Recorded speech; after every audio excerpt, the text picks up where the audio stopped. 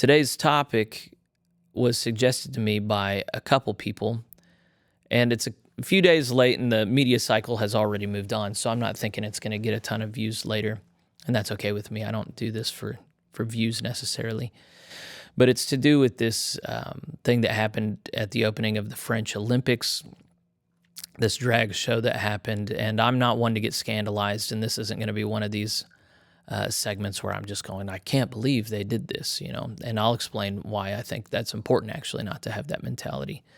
But it's just something, even last night in my men's discipleship group, one of the men came with, this guy rode in on a horse, and Revelation talks about when things are getting started off, someone coming in on a pale horse. And so is this an apocalyptic fulfillment? And so we spent a lot of time talking about how to properly interpret Revelation. I'm sure a lot of you would have loved that conversation. But David Watson, who is a friend of Plain Spoken, he would be a personal friend of mine at this point. He and I text each other.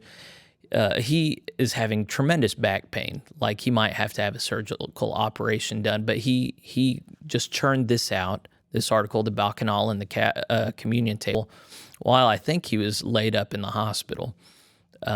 He just saw it and he knew he needed to comment on it, and it's a very decent article, and it's been circulated. Every time I get on Facebook, I see everybody reposting it. It's a good article. I wanted to read through it, and then I've got my own thoughts and comments on what happened. That I'm not sure I'm the only person who thinks this, but I do think that there is a distinctly Christian way to respond to the world. And I think David mostly says what I want to say, so maybe I won't have many words after we read him. But here's what Dr. Watson has to say. As the Western world chokes on its own decadence, the drag queen spectacle at the Paris Olympics was its fitting representation. The surprising thing would have been if nothing like that had happened, if we could have had some public spectacle without a celebration of the libertine sexual ethic that has come into full bloom in the early 21st century. Drag queens are, as the French say, au courant. The manner of their appearance made many particularly angry, since it resembled a mockery of the Last Supper. So I'm not going to show pictures or anything, because I think it's kind of depraved to enjoy looking at drag queens. And I appreciate that he doesn't do that here, but it's a great place to start off to remind people this is a worldly thing, and it's the French doing it, so it would actually be quite remarkable if they weren't doing something tacky and offensive. A number of social media posts, however, insisted that the drag queen display was not meant to represent the Last Supper, but a bacchanal, a celebration of the god Bacchus, or as he is called in Greek, Dionysus. Bacchus/Dionysus is the god of wine and things associated with wine, such as vegetation and festivity.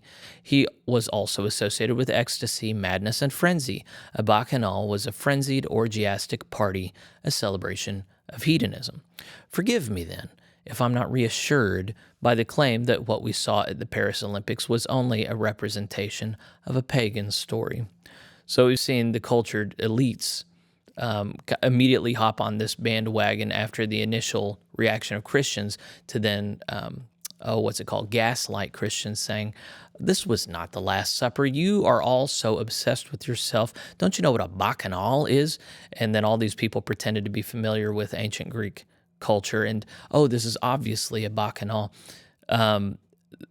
He's mocking that first off, like, okay, so Dionysus is another god based on a lot of ungodly things, unchristian things, and this is somehow better, okay, maybe, no, probably not. Here's what I love about what is happening to Dr. Watson. I don't know if he sees himself in the same light, but whenever you're a professor, which he is, and you're part of the cultured elite, which he still probably is. I mean, as a professor, you have to work really hard to get out of that. He's at an esteemed seminary supported by the United Methodist Church, I think still has its relationship with the United Methodist Church. So there is this way of thinking that is really not allowed in high-thinking Methodist circles, which is much more of a populist, the world hates us, we're here to be hated, The culture is depraved and in need of repentance. Usually you don't find people at the top saying things like this, but Watson in particular on his Substack has been engaging pop culture issues for a while. And once you look at that, it's hard to not see that worldly culture hates Christianity, that we are an otherworldly thing, hated very much by people who are in the flesh, and to at some point, just have to acknowledge that for what it is. There is no cultured middle ground on which to stand where you are both a Christian and liked by the world. At a certain point, you just go, the world's messed up and gross, and this is self-evident. That said, I really don't have to be, it doesn't have to be one or the other. In many ways, a bacchanal is the antithesis of the Eucharist. So he's saying it doesn't have to be either a bacchanal or the Last Supper. It can be both, a depiction of the Last Supper. Both are celebrations at the table, though their meanings could not be more different. One is a celebration of pleasure, that'd be the bacchanal. The other, a representation of Christ's suffering. One is about hedonism, the other about self-sacrifice. One is an adventure in lust and gluttony, the other the embodiment of self-giving love. One glorifies the flesh, one crucifies the flesh. One binds us to the enemy of our souls, the other binds us to their Creator and Redeemer. Whether we witnessed an intentional mockery of the Last Supper or a bacchanal really doesn't make much difference. The meaning is largely the same. So you got that meme of Pam from The Office holding up two of the same pictures. What's the difference between these two things? And then the answer is they're the same picture. Well, whether it's a bacchanal or a mockery of the Lord's Supper doesn't really matter. It's the same worldly message that despises the cross of Jesus Christ. Something that I don't think he says in here is that there's something particularly depraved, like even if it wasn't either of these things, just having a sexual show at the beginning full of men pretending to be women, counterfeit women, is a mockery of God and his naturally created order, as well as good and decent conduct in public, like this gaslighting of you can only be offended if we mocked your God explicitly is quite silly. Christians have always in public had sensibilities that needed to be understood and operated around, and whenever the culture is intentionally poking against that, their action is your reaction. This is what I'm going to come back to say. This is something James Lindsay is helping people understand, even though he's not a Christian. The world has always sought to provoke and then gaslight Christians. It's a technique that has been used from the beginning of time to take us off our center, and you cannot let yourself be disturbed in your inward spirit. Now come the snickering denials and evasions from those responsible for the scandalous display. As reported in Forbes, quote, Anne de Camps, a spokesperson for the Paris Games, told reporters on Sunday that there was, quote, never an intention to show disrespect to any religious group, end quote. And Thomas Jolly, creative director of the opening ceremony, instead hoped to, quote, celebrate community tolerance, according to multiple news outlets, end quote. Yeah, no. You reenacted the Last Supper with drag queens in a scene reminiscent of a celebration of Greek god of frat parties. It is simply inconceivable that someone didn't say, hey, this celebration of debauchery is a great idea and all, but do you think it might offend Christians? Of course they knew it would offend Christians.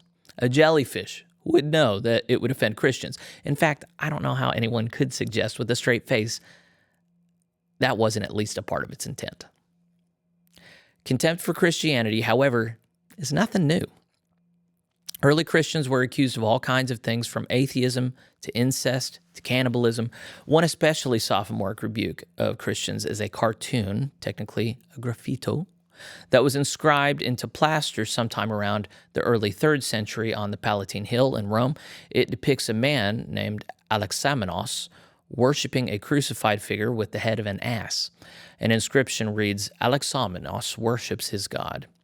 Below is an image of the graffito followed by a drawing that clarifies its depiction. So there's the graffito and then there's the drawing as it was done. So they're obviously mocking Christ here. People have always found Christianity distasteful. Do we expect that they will no longer do so? Just as in the early days of the faith, Christianity now finds little favor among the upper echelons of society who prefer the bacchanal to the communion table.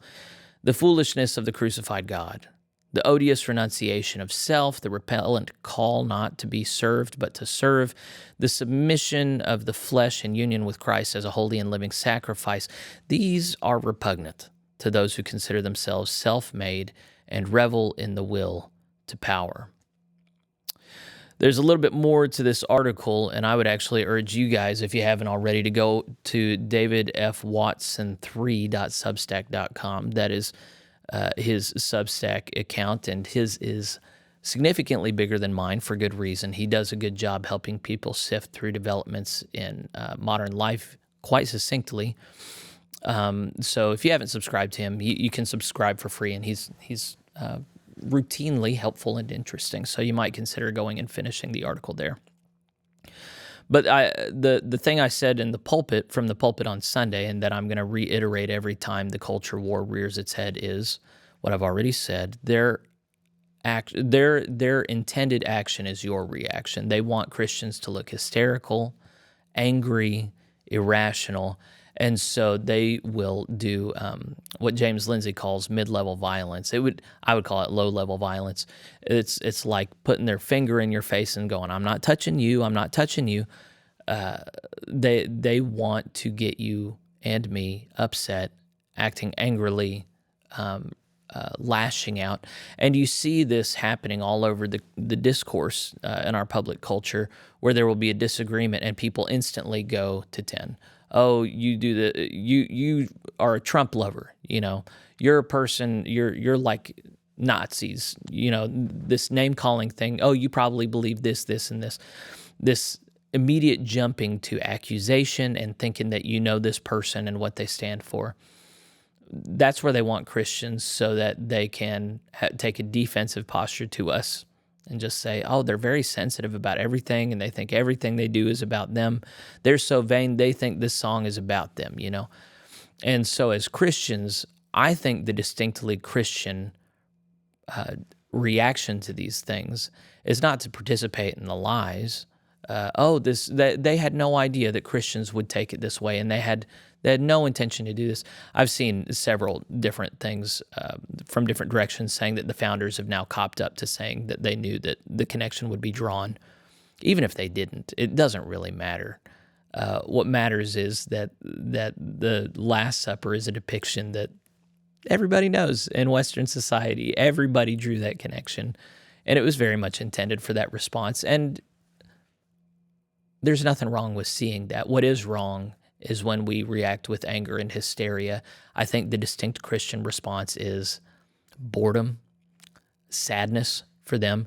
Can you imagine being so depraved that you think that this is interesting or a good idea, that your life is that art is well done when you're mocking? That mockery, what's the saying? Mockery is a poor excuse for wit. And yet that is, I'm so embarrassed for the French, so many, well, not anymore, but, once upon a time, French was synonymous with high culture and good taste. And now it's just this gaudy minstrel show. That's how they open all this up. I'm embarrassed for them. I'm embarrassed for people who think that this is entertaining and thought-provoking. If you think this is thought-provoking, then you have a mental illness. You need help.